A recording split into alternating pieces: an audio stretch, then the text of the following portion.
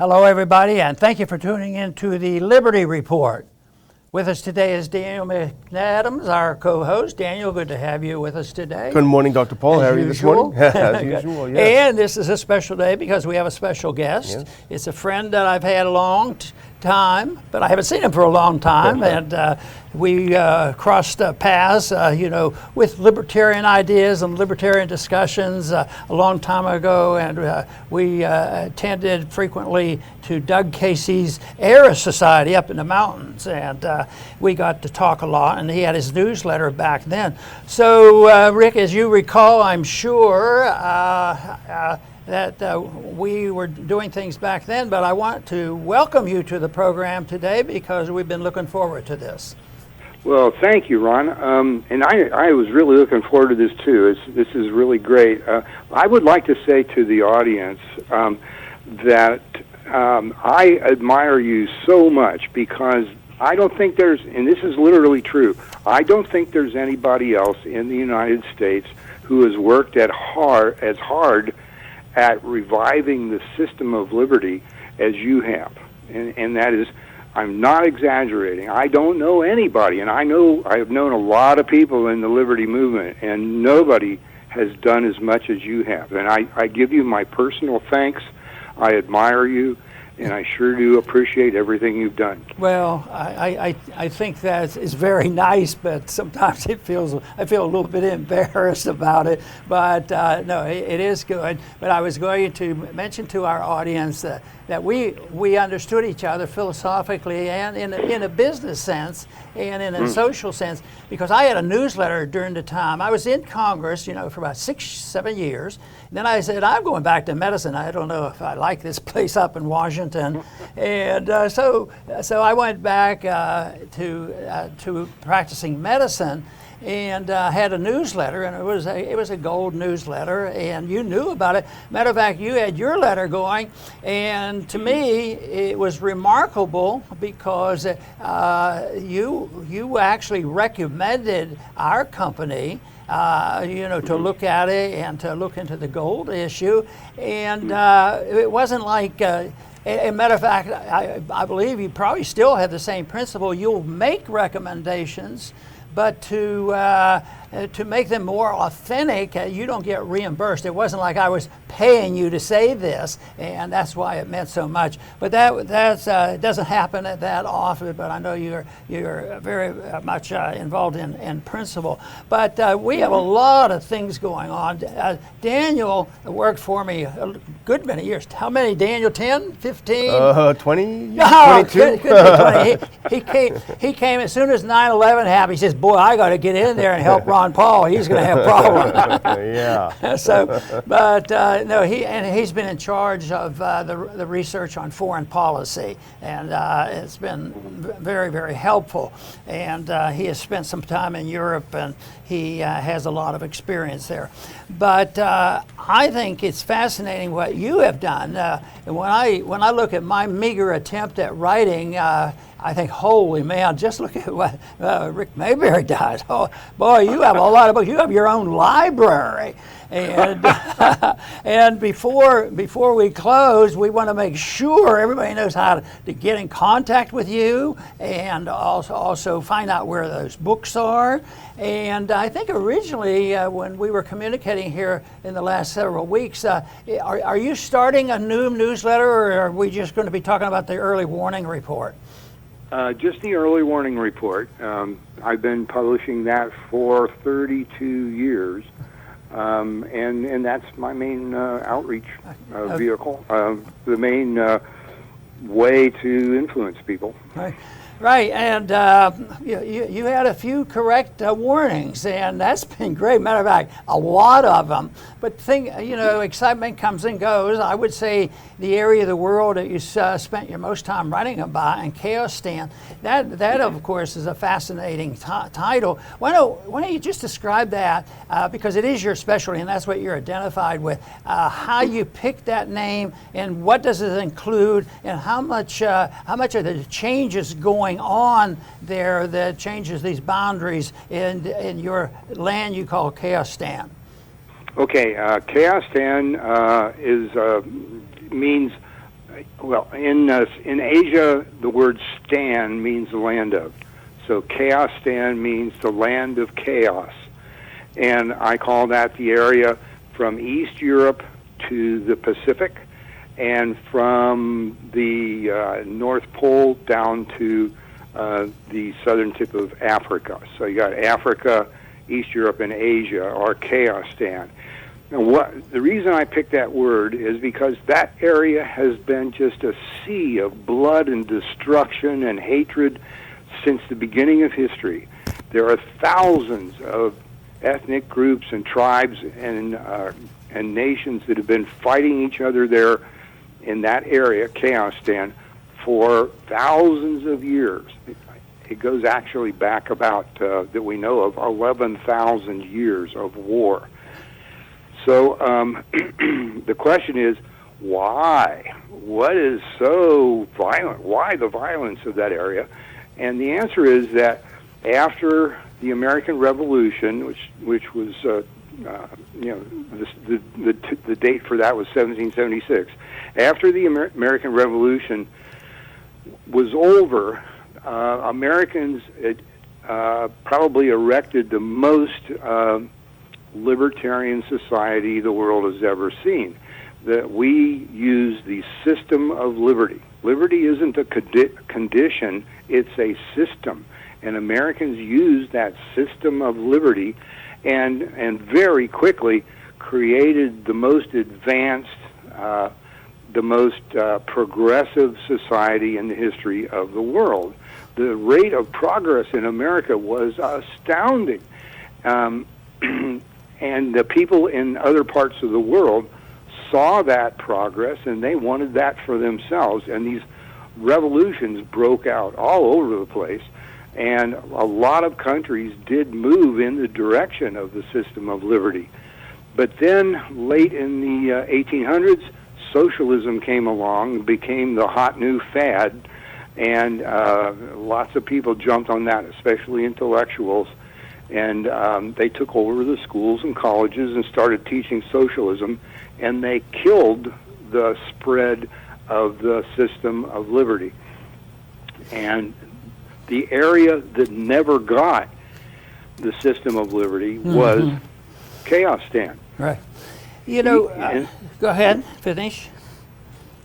I'm sorry. Okay.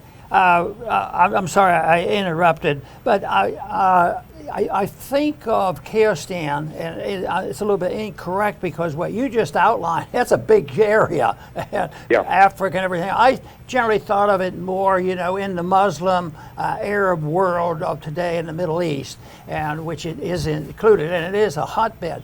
But how does that division, to talk about how you describe how the Muslim system has been, charged with a lot of things, and they have had suffered persecution. How do you talk about Russia now and Ukraine? Is that part of it? Is there an Arab influence, or is there? We certainly have chaos there, so you must include in that. But it would be a little bit different than what Bush was doing in the Middle East of a few decades ago. Yeah, I see Russia and Ukraine as a kind of a purist revival of what Chaostan really is. These people hate each other, and they've been going at each other for a long time. And when you look at the Muslim part of it, which is south of Ukraine, in those wars that have gone on there, those are to a very large extent due to the federal government's interventions in that part of the world, especially in Iran. Supporting the Shah of Iran was one of the most stupid things Washington ever did, and that has, in a kind of a domino effect, has led to these wars that involve Americans in the Muslim world. So that's a really strong American influence that has blown up the Muslim world, starting with the Shah of Iran. But I think that with Ukraine and Russia That's more of the actual natural condition of Chaostan. That's just what these people do because they don't have an alternative. They have no background in the system of liberty. They don't know, what to do. At bottom, all countries have really just three choices. You can have liberty, or tyranny, or chaos. There's only those three possibilities, and Chaostan is chaos, and it always has been, and it's going to be until those people begin to learn the system of liberty. Okay. Daniel, I believe, has a question for you.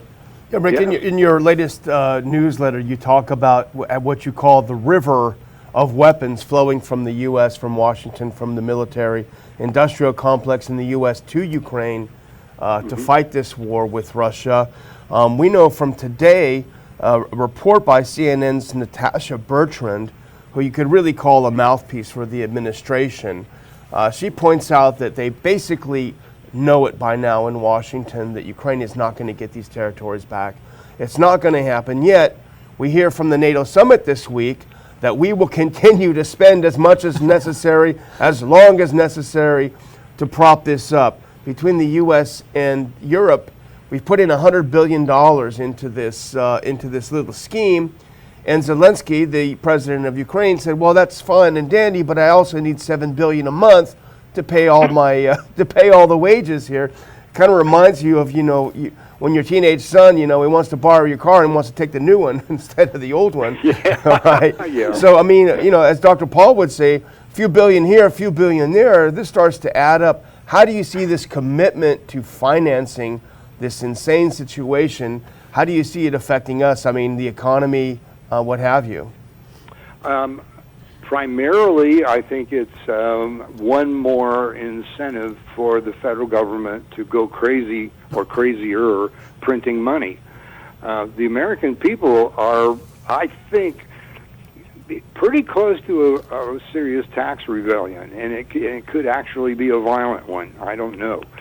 But, in my estimation, about half of the population is really, really ticked off at the federal government, and they're not going to tolerate a lot more tax.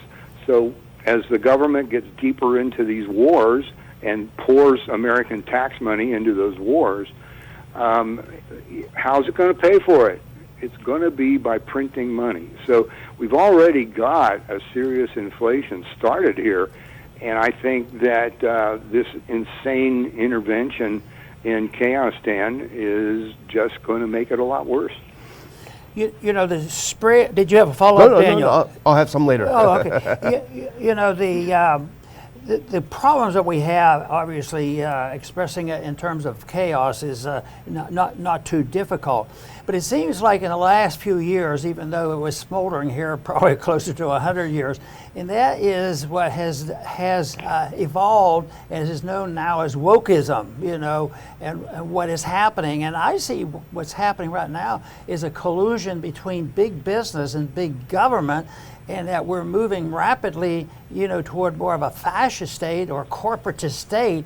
And this, I guess, it wouldn't be difficult to fall. We wouldn't have trouble figuring out, well, is it the tyrants that are doing this? Is it the people who believe in liberty? No, not the people who believe in liberty, because that's who's being attacked. But it looks like the winner is going to be chaos anyway. But mention a little bit about us, how you see this wokeism movement and how this fits into your scenario. I don't think I'm familiar with the term ropeism. What is that? It's the wokeism is the cultural Marxist, the cancel culture. Oh, I'm sorry. Yeah, okay, wokeism. All right, got it.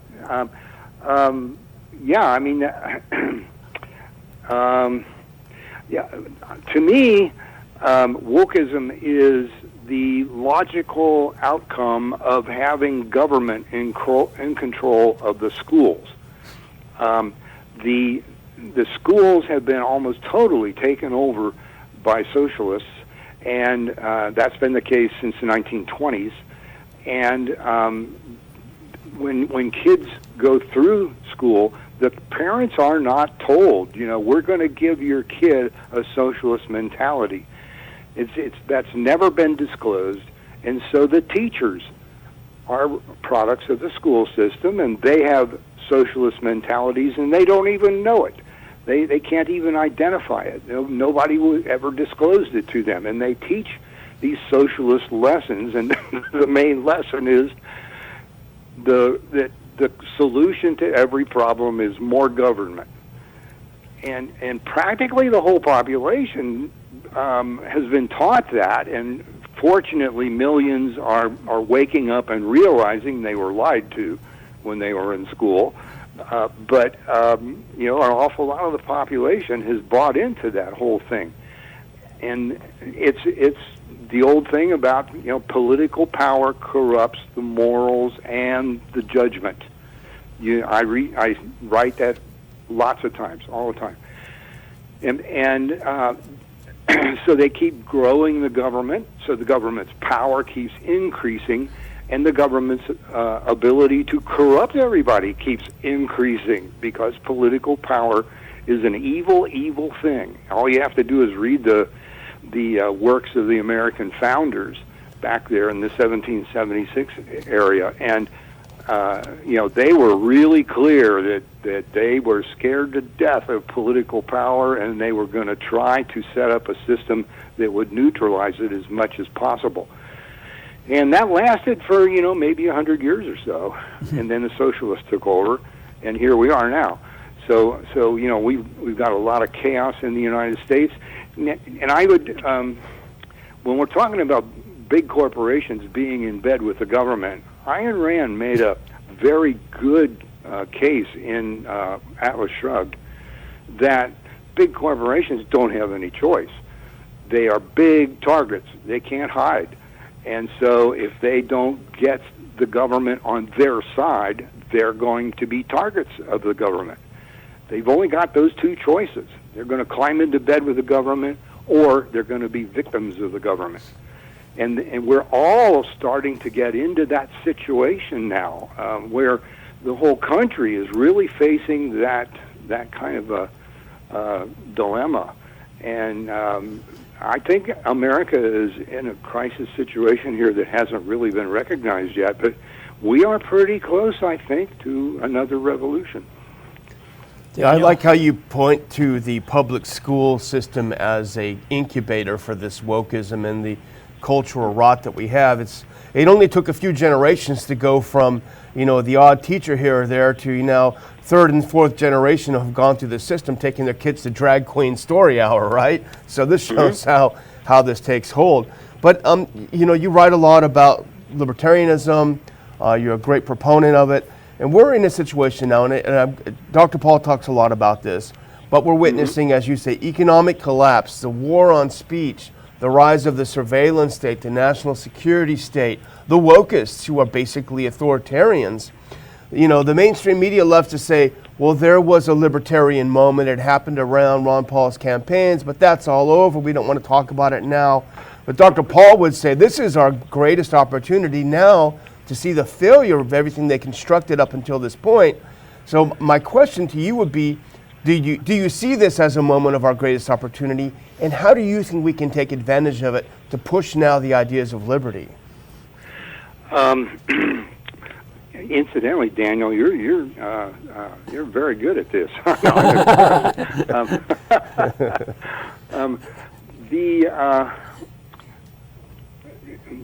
Let's see. I think the biggest advantage here is one that's actually kind of erupted spontaneously in maybe half the population, and that is they are beginning to recognize that the enemy is primarily the federal government, and they're sick of it. That's I mean, it's really amazing when I talk to people. They really they think of the federal government and they want to get sick. And one of the things that I hope is happening is that they are beginning to differentiate between the government and the country. Yeah. And that's something I press press on all the time. The country and the government are not the same thing. They are very, very loyal to America, but they have almost completely lost their loyalty to the government. Which is good. Rick, in my campaigning, I came across a lot of challenges in various areas, but one has always been in the foreign policy, because the conservative Republicans obviously are usually very much more hawkish than the libertarians. And the tool that they used, and the left uses it too, because they want to, challenge you, because there's so many special interests that depends on the military-industrial complex. So they claim that, Ron Paul and those other people and the libertarians, we can't talk to them because they are isolationists. They don't want to deal with the world.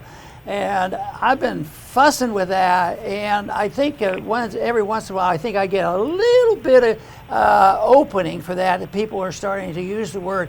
It isn't isolation, it's non-intervention, and does the opposite of that. It makes us less isolated. The world, to me, is isolated now because of that, and yet this is happening every single day with the judicial system, the FBI. They always flip it. If they're doing something wrong, they're blaming the other side for doing it. It sort of reminds me of what I told Daniel and others when they come to work for me. They said, your job is going to not be too difficult. I want you to check this legislation that's coming up, but you probably won't have to read more than the title, because the title is always wonderful, and you can just say, well, they're going to do the opposite.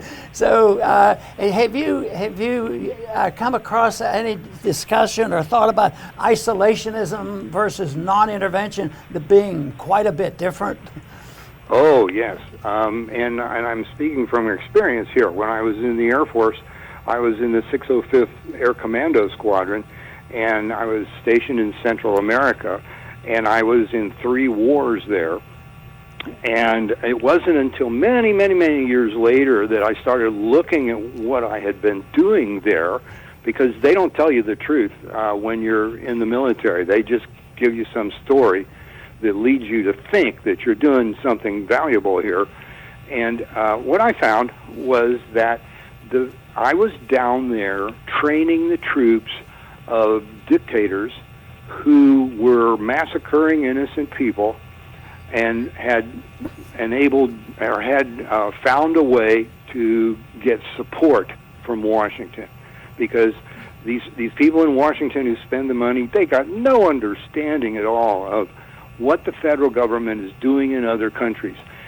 And what I found was, I was helping people, like, for instance, General Rios Montt, who years later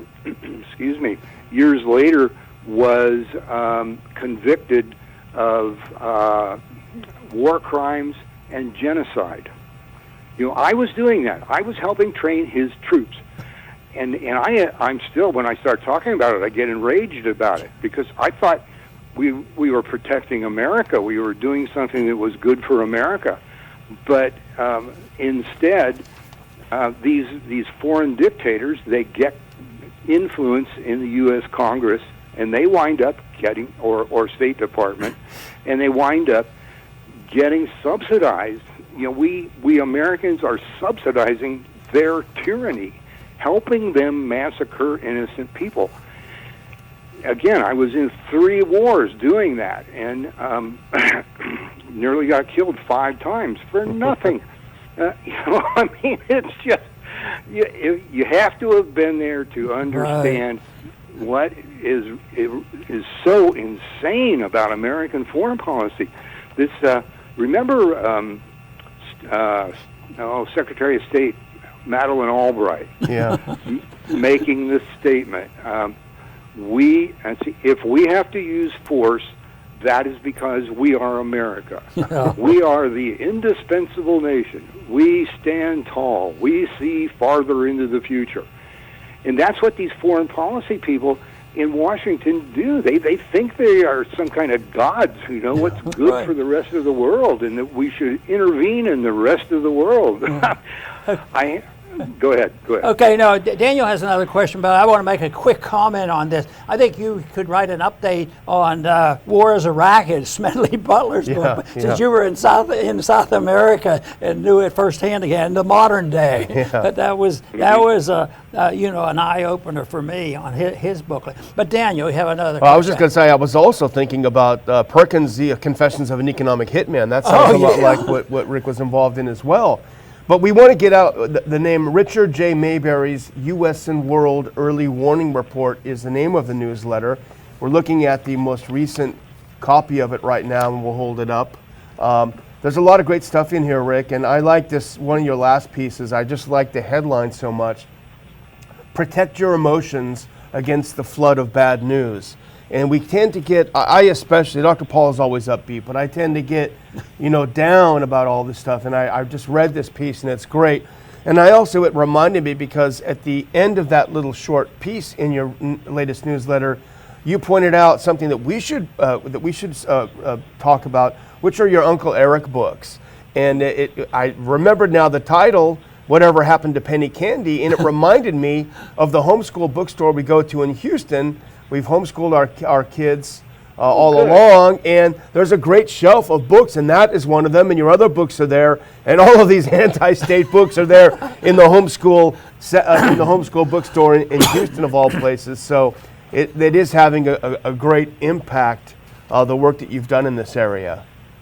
Well, thank you. Yeah, that's really great to hear. I appreciate that, and I hear that pretty often these days, which is what makes me a lot more optimistic about America's future than I used to be. The message of the need to restore the system of liberty is so important, and it is starting to spread, and that's why those Uncle Eric books are so popular. We don't do any conventional marketing with those. They spread by word of mouth. And I think there's been more than 700,000 that have been sold, and the secondary readership on them has to be at least 3, maybe 4, because they are used within families, and then they're passed on to other people. So we know for a fact that we're having a big effect. Maybe not a big enough effect, but more than what was going on before Uncle Eric was invented. I think, and I appreciate you acknowledging that, Daniel. Thank you very much. Well, thanks for writing. And Rick, this is a time I want to ask you to make sure the viewers are paying attention to know how to find these books, and what do they do, and do you run a website on a daily basis, something that you want to recommend, or how should they reach you? And I'm sure it's on the internet someplace, but let them know exactly what they can do to follow up with all your activities and be able to buy your literature. Yeah, very good. Thank you. For the newsletter, it's very simple. EWRoffer.com. It's the newsletter's name is Early Warning Report, so it's EWRoffer.com. And then for the general website that will tell you a lot more about me and the other stuff that's available, that's earlywarningreport.com. Very good. That should be easy to remember. Easy to remember, yeah. Great. So you have a. No, I just want to express my appreciation for having this conversation with Rick. It's been really fascinating, Dr. Paul. Very good. No, Rick, it's been great. It means that we ought to get together more often, but I don't know. They've handicapped my liberty because I have personally responded, but I don't fly commercial anymore. I had enough of it. And of course, going back and forth to Washington, now I'm starting to have a little guilt feeling. Well, why did I put up with so much even before the COVID nonsense? They were poking and prodding me and would upset me. Daniel has had a few experiences like that too. It's just terrible. It's easy to say, well, just a little bit, and we put up with it.